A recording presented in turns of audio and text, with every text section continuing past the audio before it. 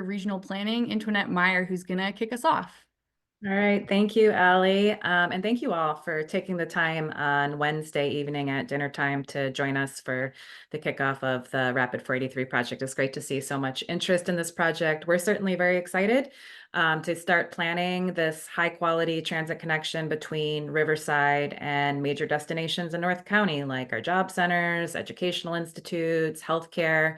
We've been doing a lot of outreach in North County over the last couple of years, working with Caltrans on a corridor plan for the 78 and also for our 2025 regional transportation plan. And we've heard a lot from the communities about the need for this interregional transit connection. There's so many people that live in Riverside and travel to North San Diego County every day for work and for school, and they don't have many viable options for making that trip today. So we're excited that this project not only got added to the 2025 regional plan and the corridor plan that we worked on with Caltrans, but that the SANDAG board actually allocated funding to start planning this rapid route.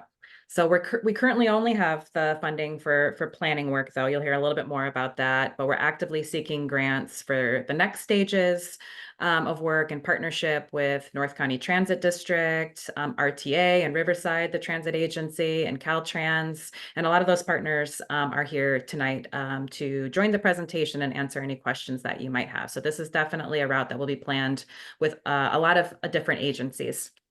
So for tonight, the project team's going to go over the route at a high level. They're going to talk about the timeline. And the most important thing is we want to hear your feedback on popular destinations to really help us identify exactly where the route should go, where stops should be. And this is definitely not your only opportunity to participate. This is just the start of the conversation. We're really just kicking things off tonight.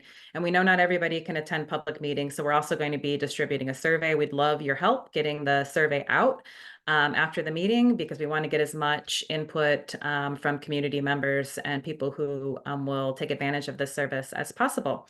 So thanks again for joining us. I'm going to hand it over to Allie to kick things off. The presentation tonight is pretty short. It'll be pretty interactive because we really want to spend the time answering your questions and hearing from you.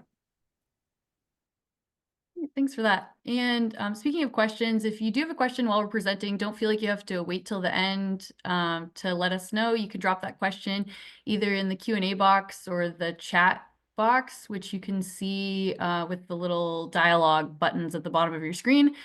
And we'll try to answer urgent questions as we see them, like technical difficulties, but all other questions we're going to try to answer during that chunk of time we set aside at the end. And if we don't get to all of them, we will write up some answers to those questions and email them out to everybody who registered for the meeting afterward. So very quickly, for anyone who hasn't connected with us before, we wanted to explain what is SANDAG. So the San Diego Association of Governments is the regional transportation agency for the San Diego region. And so essentially, the Metropolitan Transportation Planning Agency basically receives public funding from taxes that come from the federal, state, and local government, which come back to us to work on a number of things, which includes planning our transportation system. So that could be working with our local cities or the county or Caltrans to make improvements to things like roads or highways, to improve existing bike lanes or put in new bike lanes, anything that helps you move around the region, which could be small things like this bus route or larger things like that new border crossing that's being planned in East Otay Mesa. Then we also build transportation projects of all sizes, which could be quicker things like adding a bike lane to a local street, or major construction like when we the Blue Line trolley here in San Diego, 11 miles up to UC San Diego. And while we work on all that, we also do things like preserving natural resources in the region and try to make sure our work supports a safe and healthy environment, while also providing regional transportation programs to the region, such as our free transit program for youth here in San Diego, in the San Diego region. We're also funding to local cities to do things like fill potholes, things of that nature. And so I'm going to kick it over to our planner for this project, Brian, who's going to explain a little bit of the difference between us versus the transit operators, because I know they don't teach you this in social studies class in high school. And so we want to kind of differentiate what the different people in government do for you guys today. Thanks, Allie. Hi, I'm Brian Lane. I'm a senior transit planner at SANDAG, and I'll likely be the project manager for this rapid route study. I'll talk about some of our other rapid routes out there. But like Ali mentioned, SANDAG does some of the planning. We design and construct some of the projects that are built in San Diego. For instance, the trolley down in San Diego that was extended from Old Town up to UC San Diego was something that we helped design, engineer, and then build eventually. But then we hand those types of things over to the various transit operators. And in San Diego and in the Riverside, for those of you from Temecula area and Riverside, MTS, NCTD, and RTA are the ones who actually operate those routes. SANDAG does not operate any actual transit service. We just help plan, operate, and construct them, and then we right away hand them over to those operators. So MTS is generally more down in the central, east, and south parts of San Diego County. NCTD, North County Transit District, is up in North San Diego County, and then RTA is up in the Riverside County. Yeah, so hopefully that helps to kind of explain. I already saw a question being popped into the question of who's going to operate that, and we're not quite sure who would operate something like this. Could be RTA or it could be NCTD. Probably not MTS. That's really kind of outside their service area, but that's something we still don't know the answer to. We'll try and figure that out as we move forward. But speaking of planning and regional plans, SANDAG every 4 years puts together a regional plan that kind of looks at the longer term future for San Diego County on what we can do for transportation. And in our draft proposed 2025 regional plan, we've included 35 new rapid routes that we would hope to be built by 2035.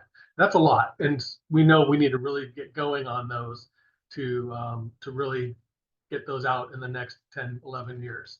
And so we got funding from our board of directors to actually start working on 6 of these rapid routes right now. And it's great. So we're, like Antoinette mentioned at the very beginning, we're at the very, very beginning of this whole process. And we're just starting to begin the planning and design for these. And as we move through the planning and design, we'll start looking at how much these actually cost, where they go, all the different alternatives, where we could get the funding to operate something like that, who would operate it. There's a lot of things, but if we don't start the planning now, by 2035, it will be too late. So here's 6 now, and if we can get 6 more going in a few more years and on, we're looking good by 2035.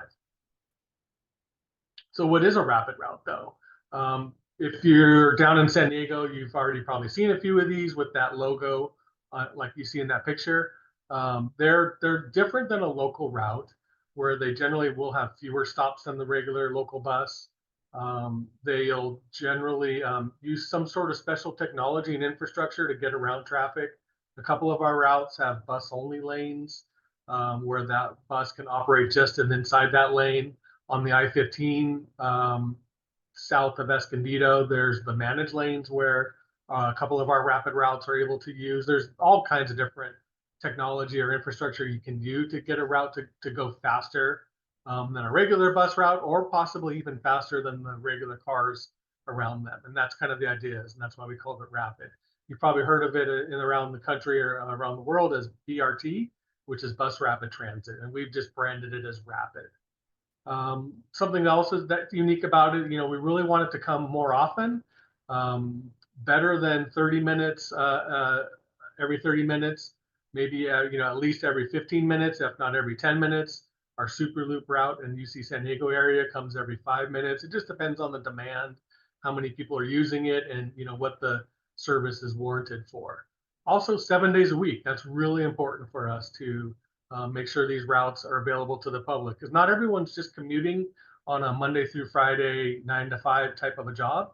People are doing different types of commutes. They're working on the weekends. They're traveling on the weekends, want to go to the beach, all kinds of different things. And it's important to try and make sure that bus is available more than just Monday through Friday. And then there's different types of stops you can use for rapids. Try to modernize them. Most of our rapid stops today all have digital displays with the next bus time on it, kind of giving it that little bit of above and beyond the gold-plated version of the regular bus that you have out there today.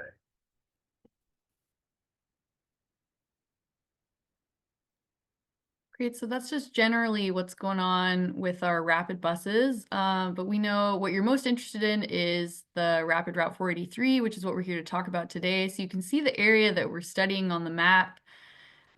We have sort of these circles of places that we're studying because we don't know exactly what streets the route will take yet. We're looking at sort of a mile radius area in a couple of places.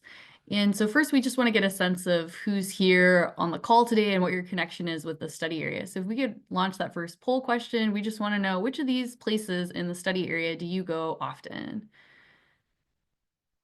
Do you go to Temecula, Escondido, San Marcos?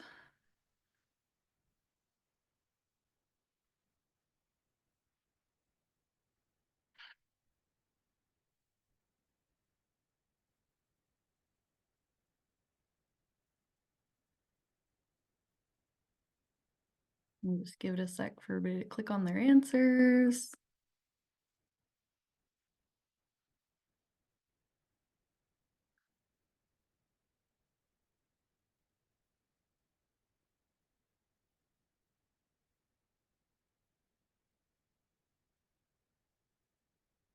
Cool. Good. Have a good distribution of people in the study area tonight, or just some people interested in the bus route that aren't currently traveling between these areas. Great. And our second question we had is, how are you getting to places in the study area now? You driving, taking ride shares, biking, walking?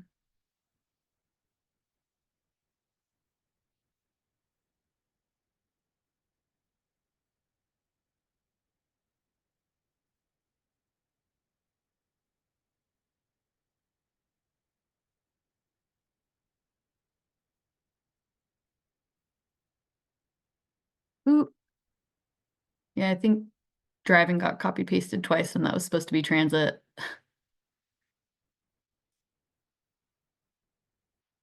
Okay.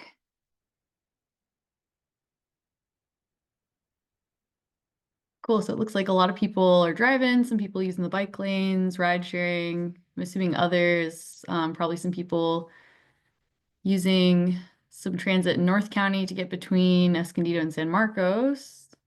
Awesome. Well, thank you for that. And so Brian is going to tell you a little bit more details specifically about the Rapid 483 route and how it came about.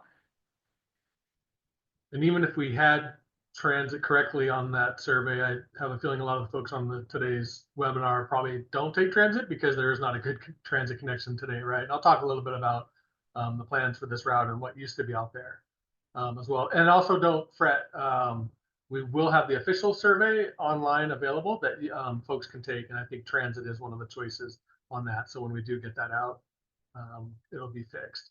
Antoinette already kind of talked about some of this, what's on this slide, but we've been hearing from folks. We've done a lot of public outreach for our regional plan, as well as our CMCP work that we did in the North County area.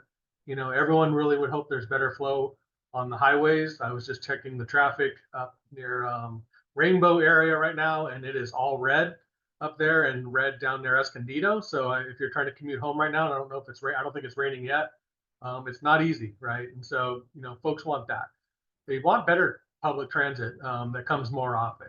Even if there is a public transit route in your neighborhood, it might not come that often. And so if we can get the funding to make them more frequent, that's what people would really like. We heard from a lot of folks, and then we heard from the folks at CSU San Marcos and Palomar College that some sort of transit connection to Temecula down to this area is a hole that really needs to be filled. And then, better transit connections to schools, colleges, and universities, including, high schools and middle schools as well, because we have in San Diego County a free youth opportunity pass that allows free transit for anyone that's 18 and younger. And then everyone has always still been asking for safer walking and biking routes, because that first mile, last mile connection to transit, or even just to anywhere else in your neighborhood, is very important. So, I think everyone kind of knows this. If you've done this commute all the time, you kind of know that generally the traffic flows are going from the Riverside, Rainbow, Fallbrook kind of area, Valley Center area, down towards the 78 and the 76 in the morning.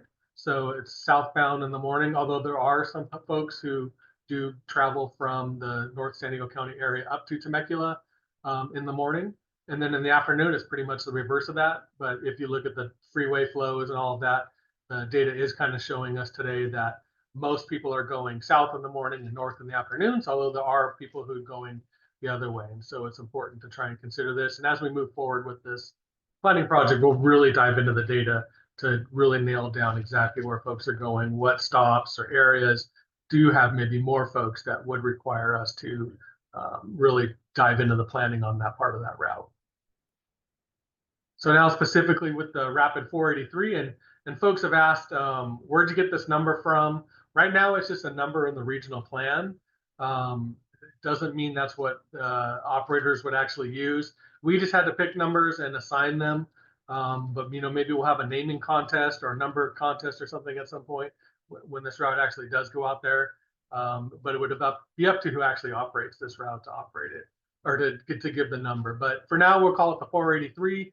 Hope that's okay. It just helps us at least we have a lot of routes in our regional plan, so having numbers does help provide that. So right now, the plan for this route, stay here with that slide. Ooh, sorry. Back.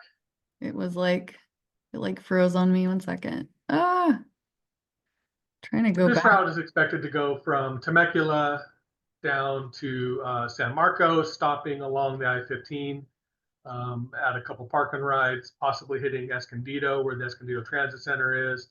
There's a couple hospitals near Escondido and over in San Marcos, and then over to CSU San Marcos and Palomar. But starting up in Temecula, we haven't really done much planning work in Temecula. We're a San Diego County planning agency. Riverside Transit Authority, RTA, used to have a route that came down from here to Escondido and to Oceanside for a few years. It did go away right after COVID started in March of 2020, with the lack of funding and the lack of commuters that were taking the route at that time.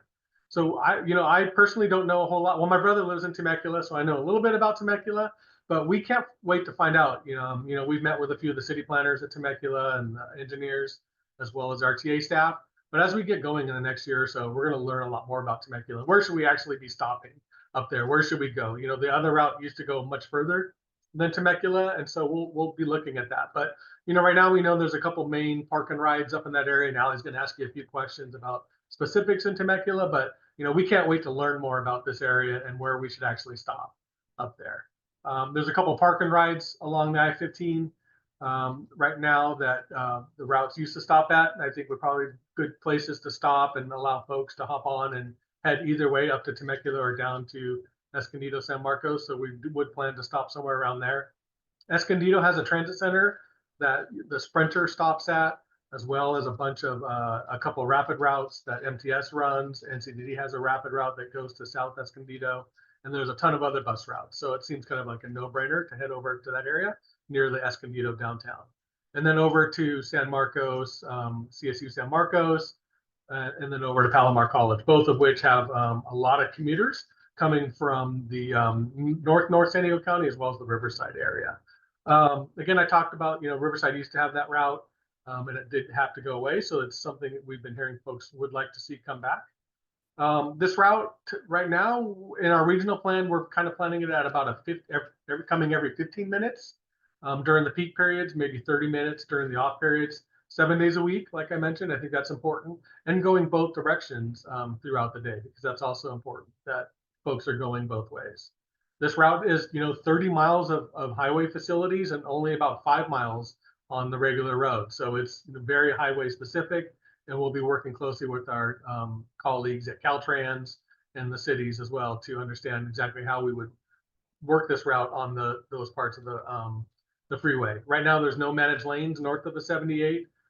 So in the regional plan, we do plan to have some managed lanes by 2050. So that's a long ways out. Maybe through this work and with Caltrans, we might push that forward a bit, but that's a very long stretch of highway. And I know folks would love carpool lanes, managed lanes, something like that. And that would definitely help the bus operate much faster. There's a way to operate the bus on the freeways to help go around traffic, and it's called bus on shoulders. We've been using that. We've been doing a pilot project down in South San Diego on the 805 freeway, where during the commute times, the bus is allowed to use the shoulder on the right side of the freeway to go around traffic when it's pretty much at a standstill. It can't do it when the traffic is at free flow going 50, 60 miles an hour, but it is allowed to use that when the traffic is going very, very slow. And it's been a very great pilot project. And the state and Caltrans and others and us are really hoping that's something we can kind of move into other areas where there's congestion and we don't have those managed lanes in place like we do in other parts of the county. I think that's it, Allie. Great. So everybody's question, Brian, is when can we ride the bus? When can I get on it? Yeah. So it's, you know, the key thing is funding. But right now we do have the funding. Our board of directors did approve this part of the study to get us through 15% design is what we're calling it, which gets us some engineering plans and some alternatives. Ideally, we could get a preferred alternative and kind of understand where this route would go and what stops we would do. And that's what we're just starting right now. And that's about a year and a half kind of a process. And then we, depending on funding, we would then try to finalize the route and stops, go into the environmental type of work that might be needed for a project like this, and then start doing design and construction. And, you know, funding aligns and the stars align, we could get something like this as soon as 2029 with a quick build kind of a thing. You have to still buy the buses. That does take a couple of years, hire the drivers, things like that. So you're still looking at a couple of years, 2 to 3 years for something like that. And the more improvements that we want to do on this route in terms of bus only lanes or anything like that, you know, the nice, very nice bus stops, that kind of construction and design does take a little bit longer. So those could get layered in a little bit later, and we would have short-term solutions and longer-term solutions that we could kind of layer in. So yeah, and then in terms of funding, you know, funding can be all kinds of sources. We have local sales tax that help pay for most of the rapids that are out there today. It helps pay for the Mid-Coast trolley line that we just extended up to UC San Diego. We'll be looking to find funding. A lot of, we've been hearing from a lot of agencies around the country. They've been very successful in getting federal dollars to help build these types of projects, using their local dollars as a match to help get that. So we'll be looking into finding where the funding would come from. This is a very unique route where it goes into the county of Riverside as well. So we would be working with our Caltrans and Riverside friends to try and figure out exactly how we could match funding between the two counties to really try and get a route out there. So with that, I'll hand it back to you, Allie, and I'd like to get more input from you all. Yeah, and so just to get a sense right now, we wanted to poll people really quickly about how often you're using public transit. It doesn't have to be public transit in the study area we mentioned, but just generally, how often are we using it?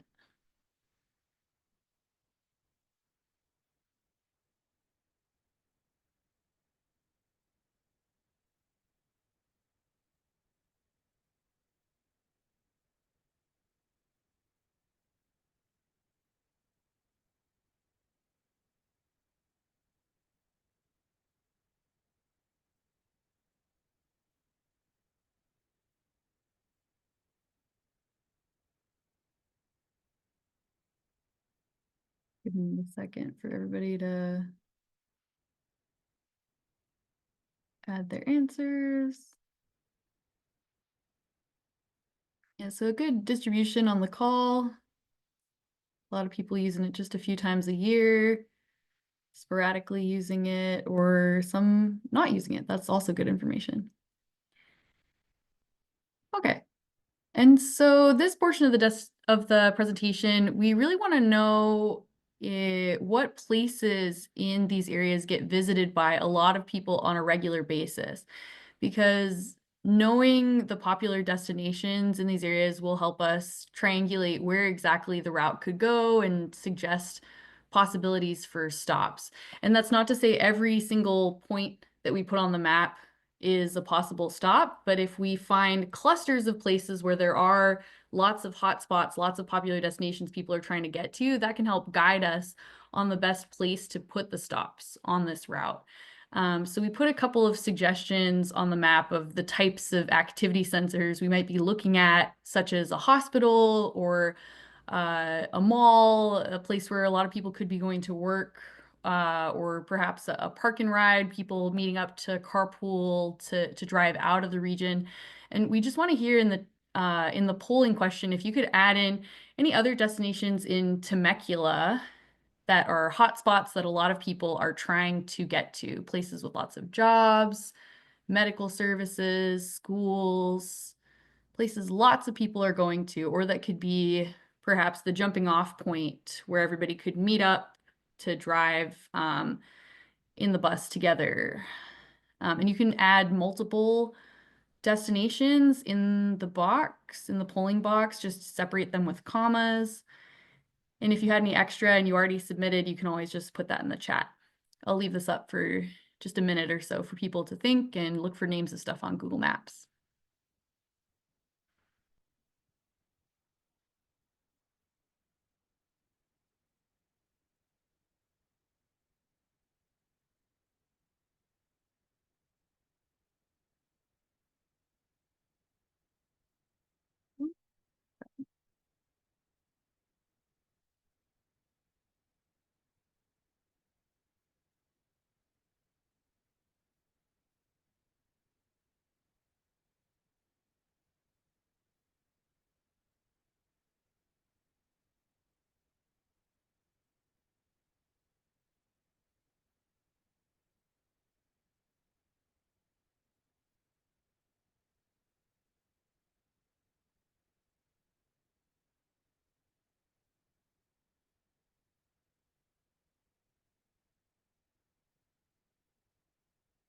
I'm gonna give it maybe 10, 15 more seconds if people are still dropping things in.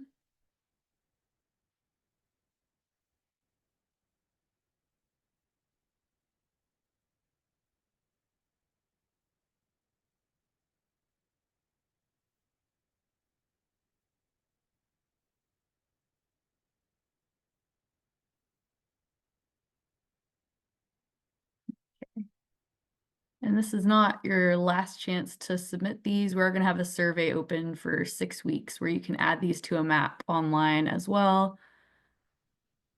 Okay, let's check out some of the places people said. Just going to look at your... I'm hearing Promenade Mall. We definitely need to grab, and then the MSJC Temecula campus looks like a big one as well. And it's kind of all near that same area. Yeah, I'm seeing people mentioned the Pechanga Casino as a place a lot of folks are working, Temecula Valley Hospital, Old Town Temecula, or the mall. A lot of people mentioning the mall, the Pechanga Resort, the wineries. Very good. Yeah, we need... Definitely don't want people driving from there. Let's get on the bus instead. Very good. Okay. Great. And so next, I know we just wanted to ask, because we're considering putting stops in these unincorporated areas, if there's any destinations besides the park and rides in this area that it would make sense to consider having a stop pass near there. Any popular destinations in those areas that you can think of that are major places where people are trying to go to work? People trying to get to schools, medical services, things of that nature. If you have anything to add there, it may just be the park and ride.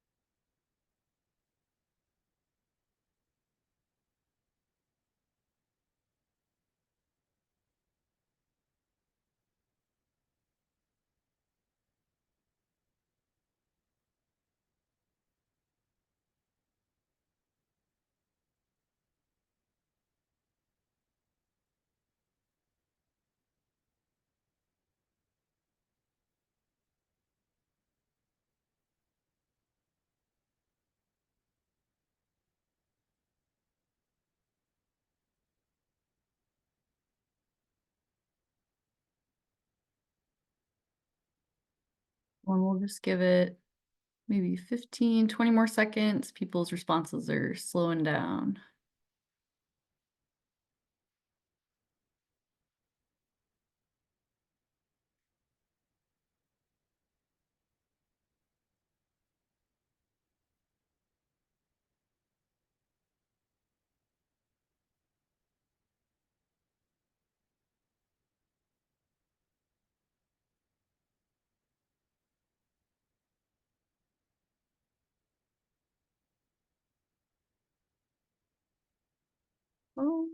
Okay. A little less stuff going on in this area.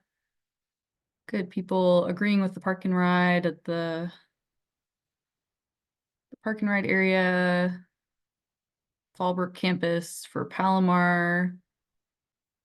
The Monserrate Mountain Trail. Temecula Park and Ride. Number of folks mentioning the Palomar College, Fallbrook campus, and some folks trying to connect to hiking areas. Great, that's good to know. And if you think of anything else, please feel free to add that to the map that we're going to have online after the call. Okay, and so similar question for hotspots people are trying to get to in this section of Escondido that we can see here on the map. We already called out a couple of examples of places that this route could serve, such as the shopping centers or connections to the Escondido Transit Center to connect to some other transit lines, or perhaps the Palomar Medical Center. Any other ideas of places people are trying to get to in the Escondido area? Schools, jobs, services, retail.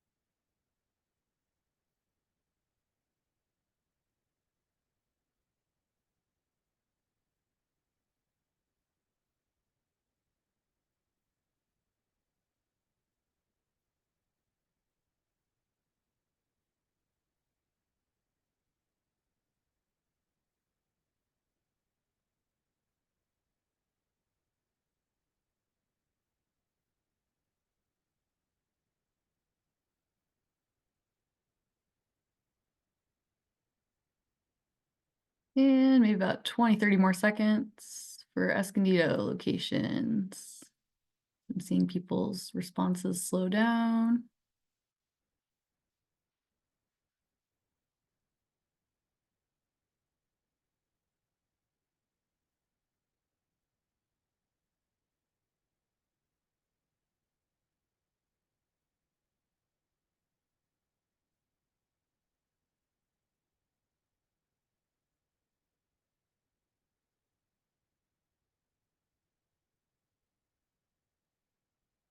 As you can see on the map, the study area doesn't have us dipping super far into Escondido, just to make sure we can keep the route fast and not get super far off the freeway, so we can still have people get to the places they need to go in San Marcos.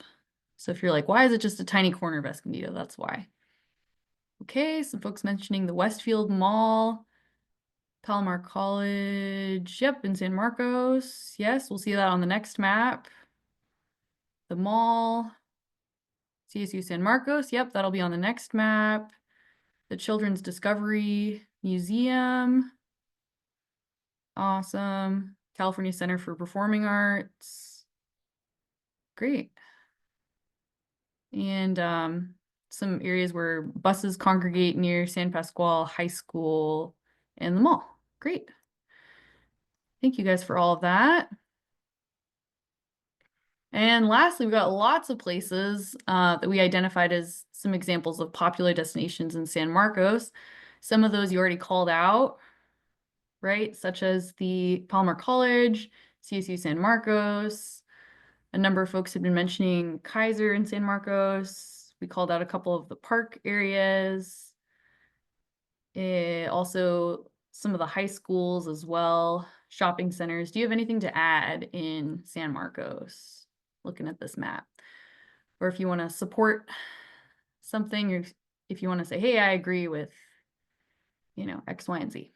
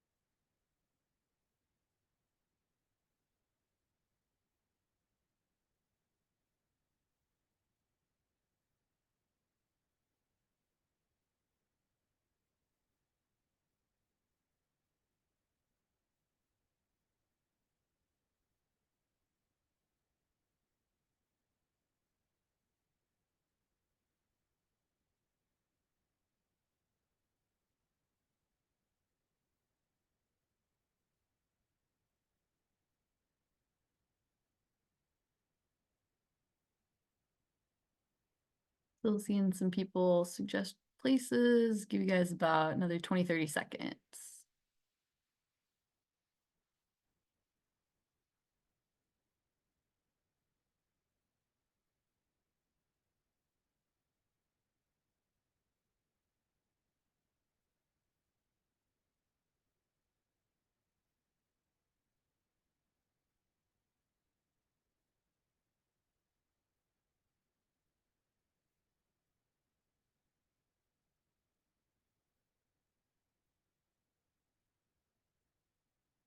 And remember, if you think of something right when you hop off the call, there will be a survey online where you can drop that in later.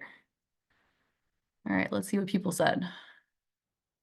People agreeing with Palomar College and CSU San Marcos. Some folks mentioning the Civic Center, agreeing with Kaiser, agreeing with some of the places we identified.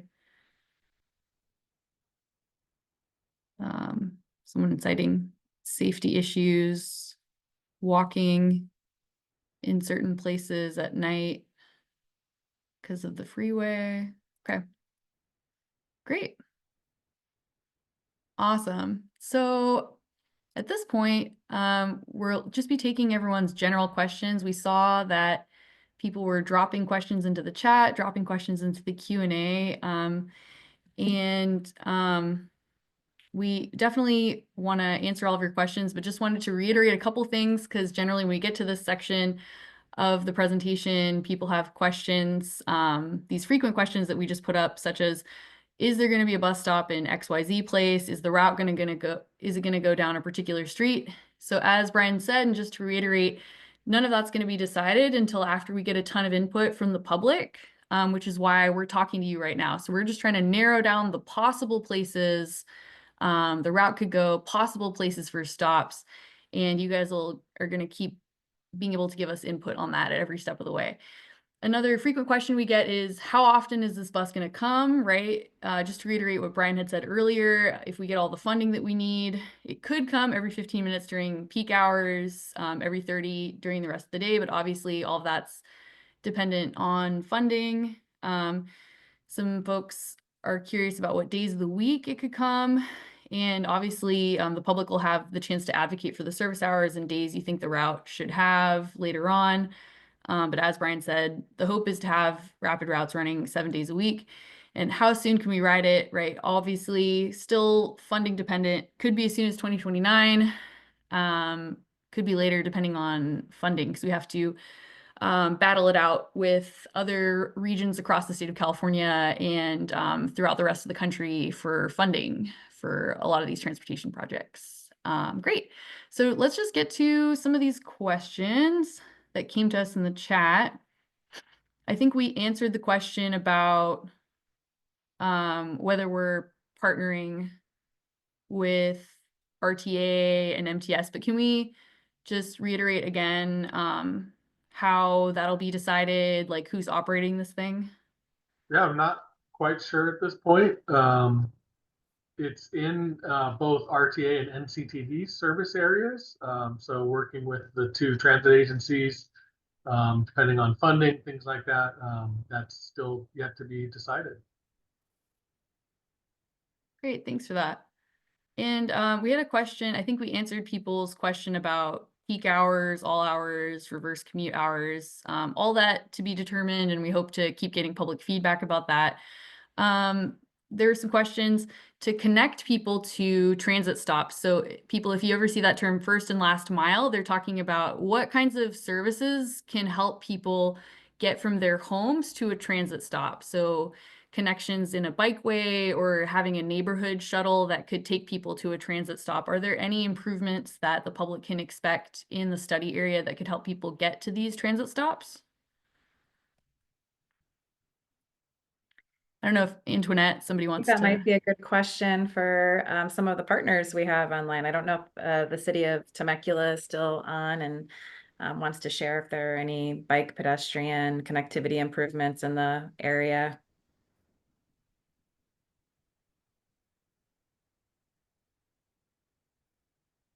Okay, well. Oh, Nick, you're muted. Apologies. Yeah, in Temecula, we're constantly working on bike and pedestrian connections, filling gaps, making sure we can get to transit stops and transit station areas. As part of this project, we'd be looking at that too, wherever this rapid route is planning on going.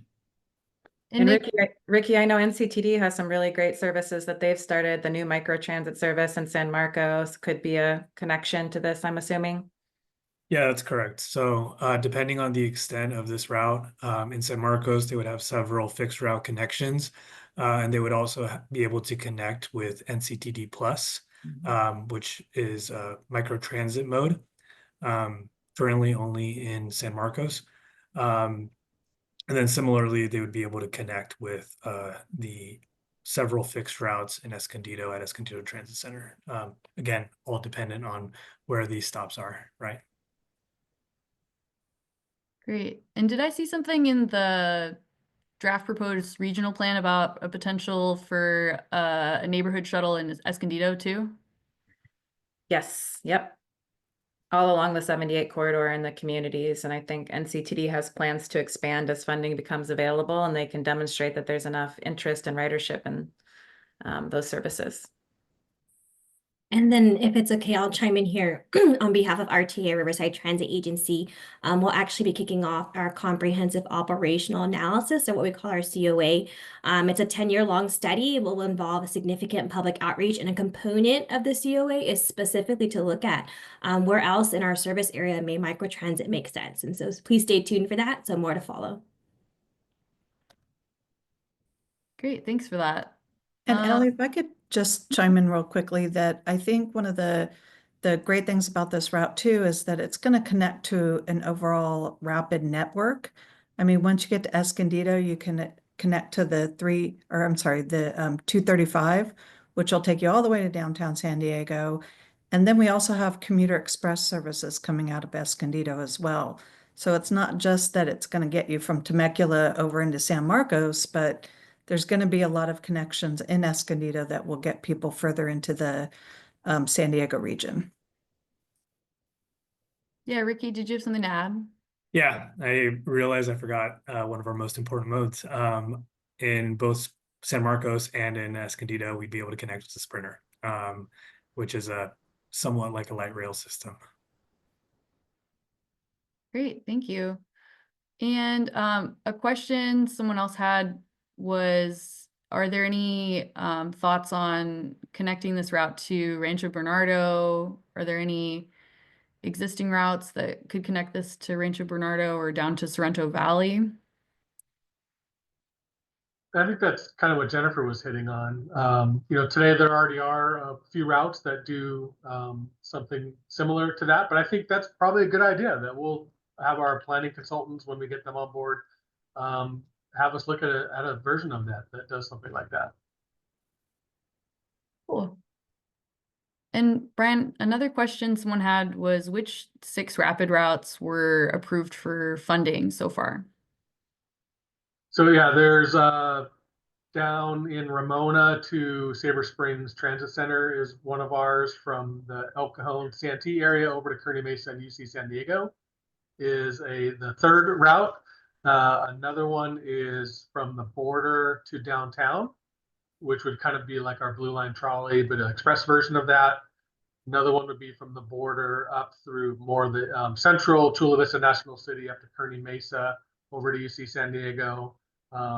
It's kind of our Purple Line precursor route. And then the sixth one would be the Rapid 625, which is all on local roads from San Diego State University down through Chula Vista National City over to a trolley station. So you can check out our website, sandag.org/rapid, and there's a bunch of information on all of those routes.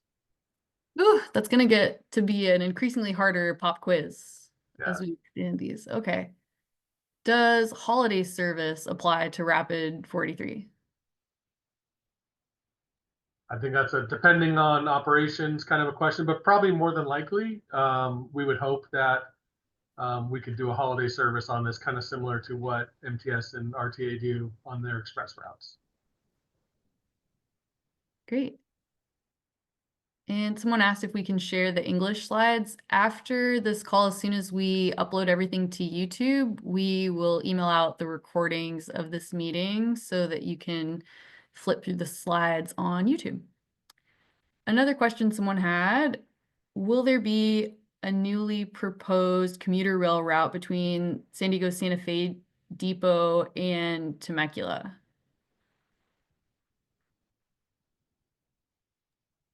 Commuter rail, that's a tougher one. No, probably not in our regional plan currently. We do look out to 2050. I think in the very old regional plan from like 10, 15 years ago, there might have been some thoughts. That's locally what we're kind of thinking. Statewide, the California High-Speed Rail is looking at bringing that down into San Diego, and they've likely considered coming down through Temecula to through Escondido and somehow getting to downtown San Diego. And that's kind of even further out than 2050 though. Yeah, and mostly because rail is so expensive, takes a long time to plan. And I think the direction has been more rapid bus routes, since the community wants us to prioritize expanding more service to as many areas as possible, right? And the cheapest way for us to do that are these rapid routes. Yeah, great. And I think I managed to get to everybody in the chat, but please raise your virtual hand if I did not answer something that you were hoping I could answer for you. Okay. Seeing no others. Awesome. Then I did just want to reiterate, there's going to be a survey, or there already is a survey live that's up on our website that's open on the same topic until Wednesday, April 23rd. So if you could let our communities know by sharing our social media post that we're going to have up about the survey, sharing the survey link that I'm going to email out after this call. Or if you work for a community organization, you work for a partner agency, and you want to help us spread the word about the survey so we hear about all the most important destinations to people, you can get some blurbs about that and some graphics from our project team. Awesome. Well, thank you, everybody. We hope that you'll keep in touch with us. You can subscribe to our email list for the project at sandag.org/rapid483. Or email us any other questions you have after the call. You can email me directly or rapid@sandag.org. Thank you so much for taking the time out of your evening, and we hope to see you guys soon. Thank you all. Have a good night. Thanks, everybody. Thank you.